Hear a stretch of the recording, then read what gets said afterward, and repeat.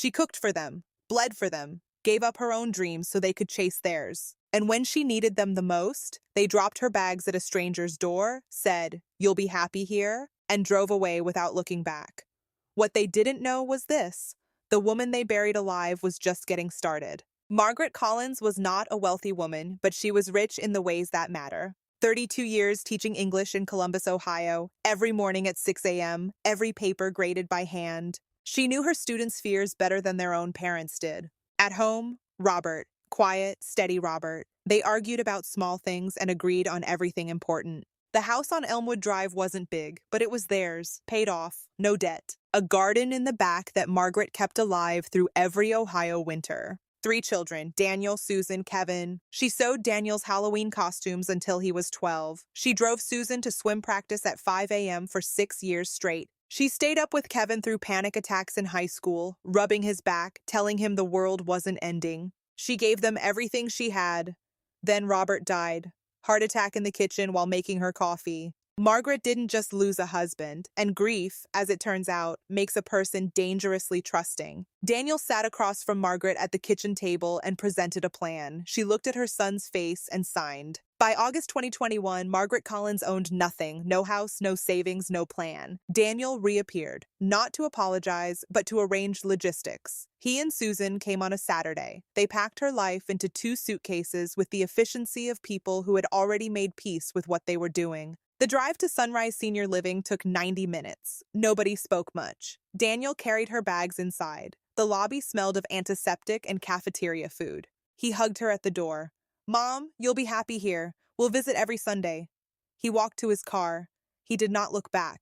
Margaret stood in the lobby holding her own handbag, watching his taillights disappear. A nurse touched her shoulder and said, "Can I show you to your room?" Room 14B, single window, view of a parking lot. She sat on the bed and was completely, utterly alone for the first time in 47 years. Week 1, 11 calls to Daniel. He answered twice, both times under 4 minutes. Sunday came and went. Nobody arrived. Second Sunday, third.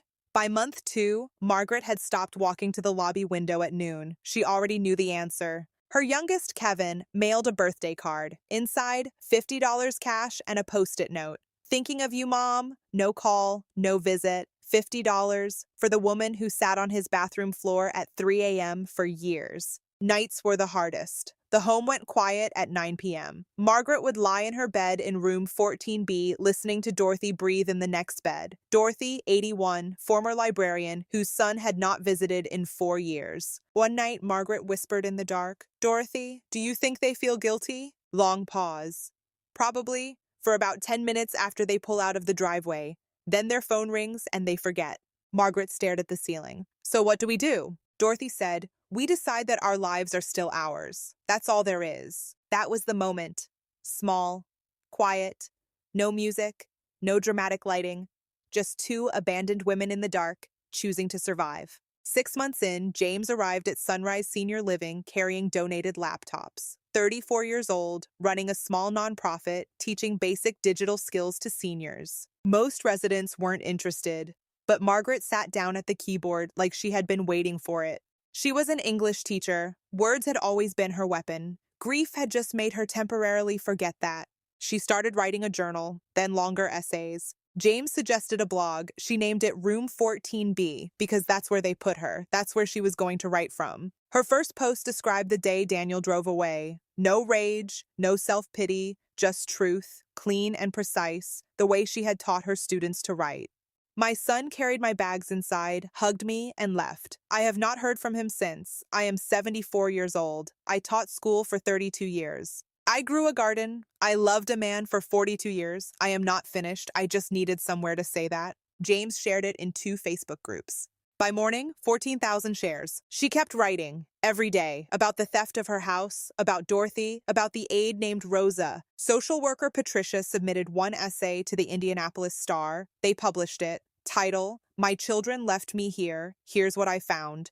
10 days, 2.3 million reads. The letters came first, hundreds of them, addressed to the woman in room 14B, from nursing home residents across the country, from adult children who hadn't visited in years and were now sobbing at their kitchen tables, from judges who handled elder abuse, from strangers who simply wrote, I see you, keep going. Then a literary agent called.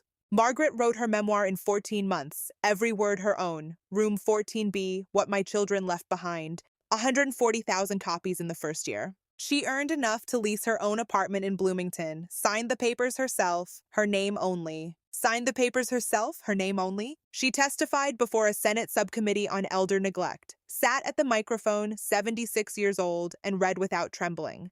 Time Magazine, honorary doctorate from Indiana University, speaking tours. The woman they dropped off with 2 suitcases was now standing on stages. Daniel found the book in a Denver airport bookstore, saw his mother's face on the back cover, bought it.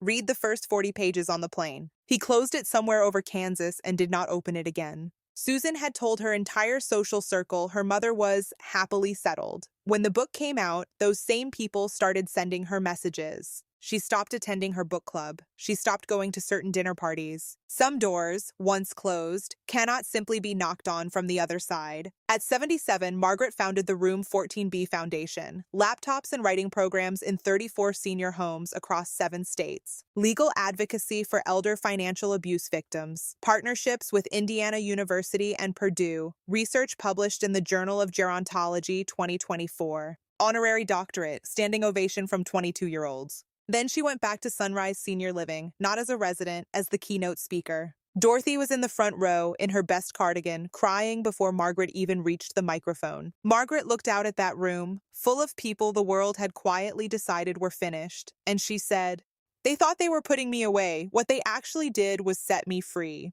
60% of nursing home residents in America receive no regular visitor. 1 in 5, none at all. Elder financial abuse by family members costs seniors $36.5 billion every year. These are not numbers. These are people with full lives, sharp minds, and stories the world almost never heard. If you are watching this and you have a parent you haven't called, call them tonight. Not tomorrow, tonight. And if you are the one sitting in the quiet room, looking at a parking lot through a small window, wondering if your story is over, and so Margaret Collins sat in that same room. She wrote a book from it. Your story is not over. It is just waiting for you to pick up the pen.